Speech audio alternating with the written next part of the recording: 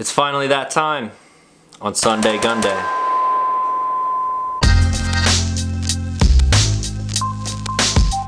What's going on, everyone? Back with another episode of Stuff and Things, and today you are finally getting an EDC update. I would normally do the typical thing where I pop up all of your comments all over here, but there have been so many comments for me to make this video because I really haven't made one since last spring. You've been asking me in the comment sections on nearly every video I post on Instagram, Facebook, Twitter, all my social medias, and there's a reason why I haven't posted one in a while. You've probably heard the old saying, if it ain't broke, don't fix it. That same thing can apply to your everyday carry. If your EDC setup works for you, it just works and there's no point in changing it. My setup has been working since spring. I've rotated things out here and there, but for the most part it just works, so I really haven't updated anything. That being said, most of the items that I'm going to show you right now, I have already made dedicated videos on them, so I'll be popping them up in cards up here in the corner, and I'll also leave links to them down in the description below. If at any time you see something that's interesting and you want to learn more about it, feel free to click those links or cards at any time during the video and go check those out. So without further ado, what is in my pockets?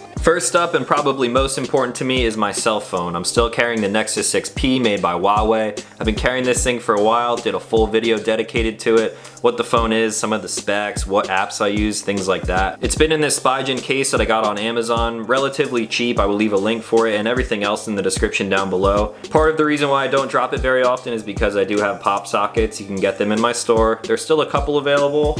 I'm pretty sure the box is getting kind of low though, so you can pick them up, talonside.com, as well as the hats that I wear. I say this is one of the most important things that I carry because, I mean, it really is. If you're in 2017 and you're walking around without a phone, what the f are you doing? I do a lot of work from my phone, from sending emails to managing money and replying to YouTube comments. I still reply to maybe about a quarter of all the YouTube comments that I get, but they always get sent to my phone, so I'm always reading them. Good, reliable phone, not much else to say about that. Next up, let's move to another boring thing, my keys.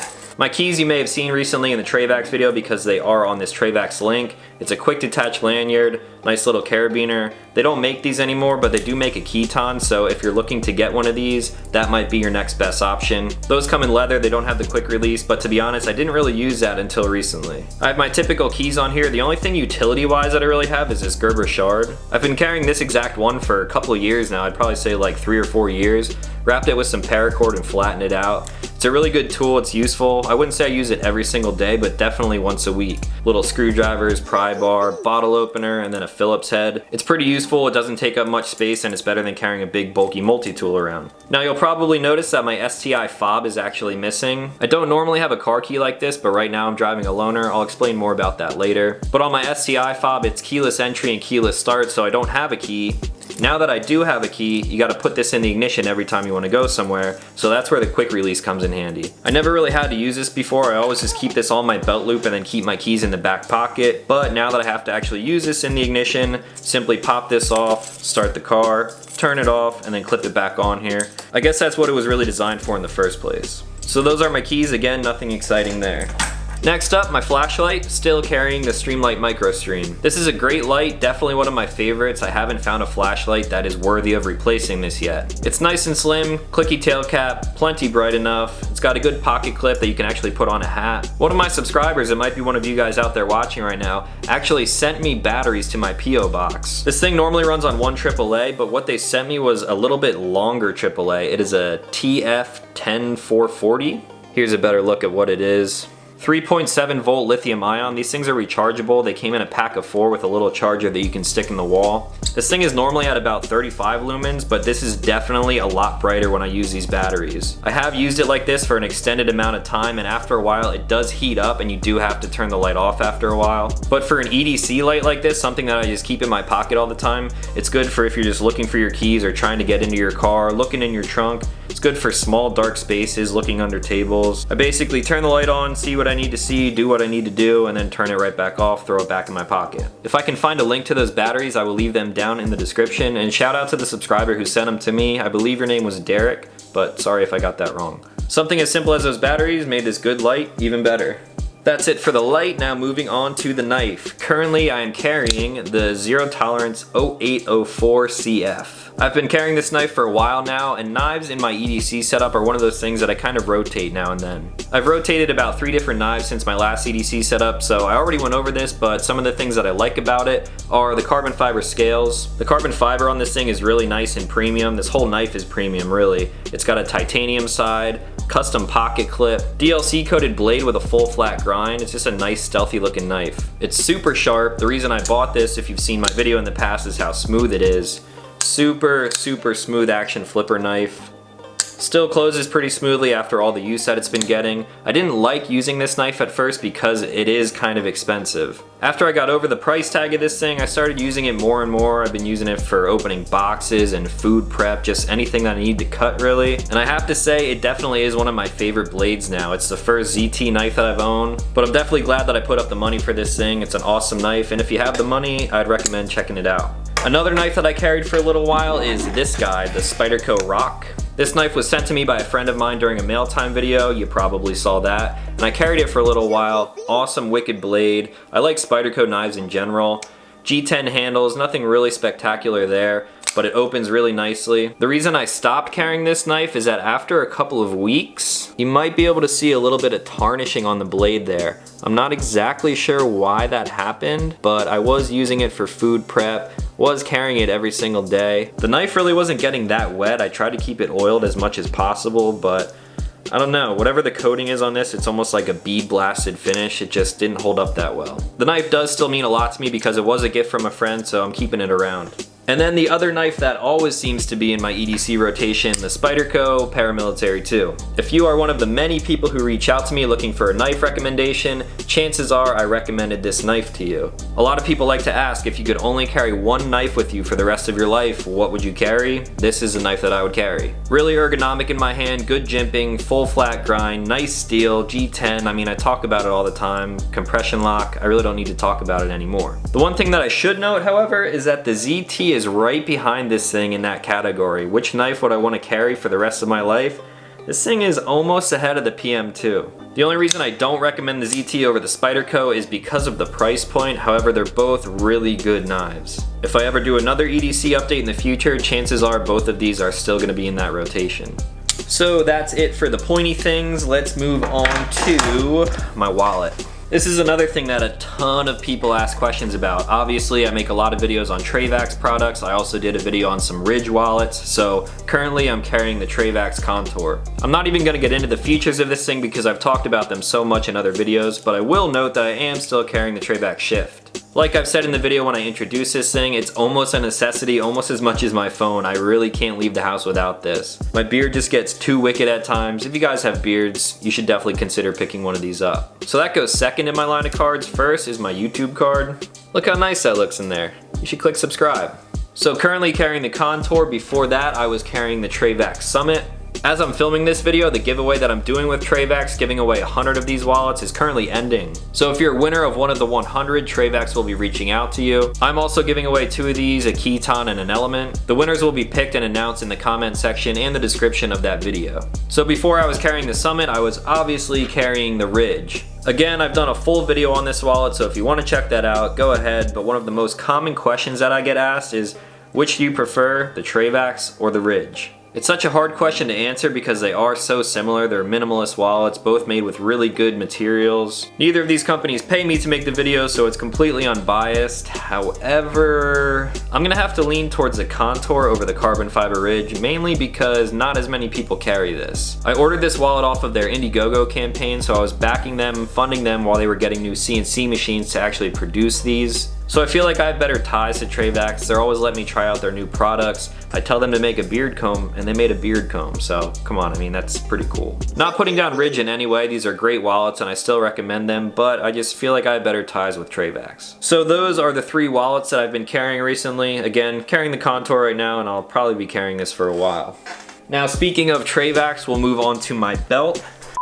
Currently, I am rocking the Travax Cinch. I've done videos on these belts. They've been in my rotation since my last EDC update, and they're really good belts. I seem to keep going back to them. Another one that was in my rotation for a while was the Core Essentials belt, which I just did a video on. Like I said in that video, it is a really awesome belt, but it is a prototype belt. This is an actual product. That prototype is being improved, so once the final product comes out, it might be a little bit better, and then I might stick with that. However, for what I do right now, the way I live my life, the things that I carry, I don't carry a gun all the time. I work in a corporate environment in a state where I can't even carry a gun legally, so I don't really need a dedicated gun belt. The Cinch is not a dedicated gun belt, however, it does still do a pretty good job. I did reach out to Trayvax and give them a little bit of a suggestion. I asked if they could make this a little bit thicker and then market it as a gun belt, so we'll see if they come through with that. But yeah, I've been using this for a while now. The reason I still really like it is because of how thin the buckle is. As you can see, still super slim. I appendix carry, so this being right up front doesn't bother me at all. And speaking of appendix carry, let's move on to the guns.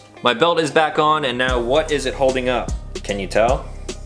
If you guessed my custom Glock 43 and my QVO Wingman, you'd be correct. This is the same gun that I was carrying in my last EDC update. At the time, I didn't have the holster and it wasn't customized the way it is now. I did a full video on this thing. This is done by Danger Close Armament. A lot of different options on here. From the really nice stipple work and Cerakote of the frame and slide, Ameriglow sights, different slide cuts all around it, front serrations, which I really like on all of my guns. It's a pretty neat package. This is riding in my QVO Wingman, carbon fiber front, neon green wing and back.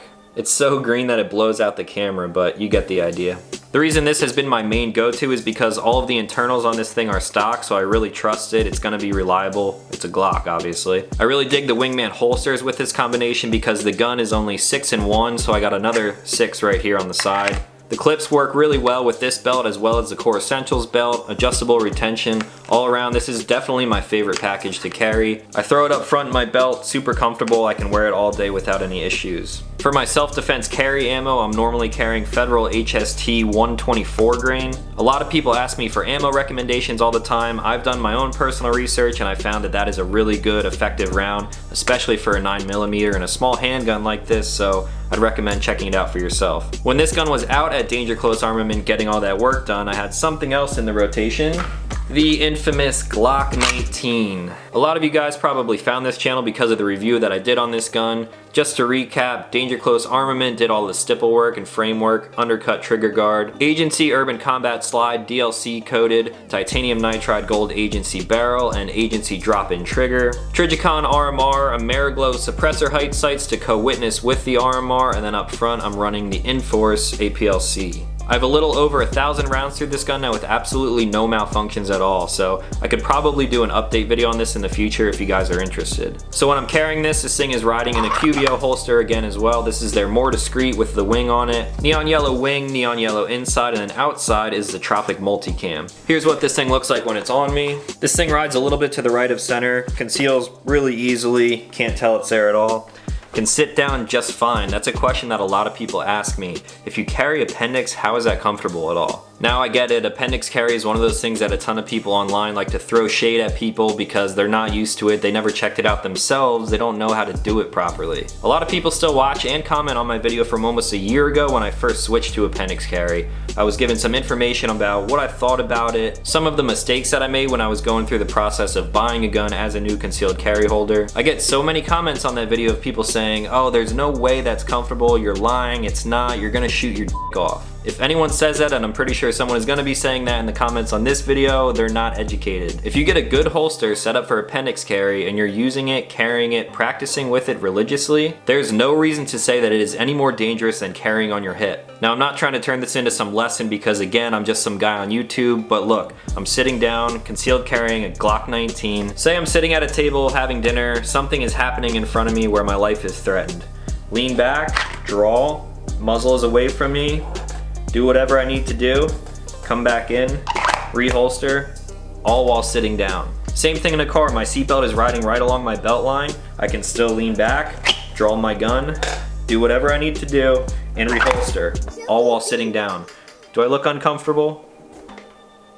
I'm not uncomfortable. Stand up, sit down. Stand up, sit down. I'll even switch back to the Wingman. In my pants, standing up, sitting down. Standing up, sitting down. It's really not uncomfortable. When you are drawing from appendix, you should always be indexing your trigger finger anyway, so when I pull from the holster, my finger is up where it's supposed to be, no chance of it going off. So basically what I'm saying is, if you're considering carrying appendix style, just do some research, be safe with it, and I guarantee you it's gonna be more comfortable and practical than you think it might be. So that's it for the guns, and that's really all I've been carrying since my last update in the spring. Like I've said, not much has changed, but hopefully you guys enjoyed this anyway. Now before I let you guys go, I'll just fill you in on some other stuff that's going on. Starting with my keys, like I mentioned earlier, I don't have my STI fob on here, I'm driving a loaner car. As you probably know, I am pretty passionate about cars, but you haven't seen much car content lately. Actually, in the past couple of months, I haven't done anything car related, just because I'm so busy. I am driving a loaner for a reason, and there are some changes coming up, so if you think you might have an idea of what's going on, leave a comment down below, and I'm curious if you guys are gonna guess what's coming up next. Super vague, I know, but it's gonna make for some good videos in the future. Speaking of being so busy lately, the second thing is gonna be something that you guys don't really wanna hear, but let me explain myself first. I'm gonna be pumping the brakes on these Sunday GUNDAY videos. I've put out a brand new Sunday GUNDAY every week for the past 3 to 4 months now, and it does get a little bit taxing after a while. In order to keep doing them like I have been, I've been driving back to Pennsylvania pretty much every single weekend. It's just a lot of time and money invested into making those videos. I would like to take a quick second to thank all the Patreons out there. There's only a handful of you guys, but the support really helps. Like I've said, it's completely unnecessary for people to become patrons, but I'm glad that some of you out there are supporting stuff and things like you are. I hope you like the behind the scenes, early access type of stuff. I like interacting with you guys. I just really appreciate it, and I can't say thanks enough. In the next month or so, I'm gonna do a poll where you guys actually pick the next gun that I buy. I'm gonna do a full Sunday GUNDAY on it, in-depth review, pretty much whatever you guys want to see. If you feel like you want to be a part of that community, the link is always found in the description of every video. The demonetization on YouTube is real lately, but anyway, I'm slowing down with the Sunday GUNDAYs because the days are getting shorter, it's getting colder, it's a little bit harder to do than it was in the spring and summer. However, that doesn't mean they're going away. There will still be one next week and hopefully the week after that, but in the future, I don't want to push these things out just because I feel the need to. If something comes up where I can't film one for a week, I'll let you guys know on my social media. I want to put as much effort into these videos as possible because I know you guys appreciate them, and I don't like half-assing anything really. It's in my best interest and your best interest that I take my time with this stuff because I want to put out quality content. Hopefully you guys can respect and understand that, and you can see where I'm coming from. You guys can tweet at me at Talon_Sai, also follow me on Instagram. Ask me some questions, tell me what you guys are carrying, maybe give me some recommendations, whatever. If you're new to this channel, consider clicking subscribe. I make new videos every week, and that's gonna be it for today. As always, thank you guys for watching, and I'll talk to you in the next one.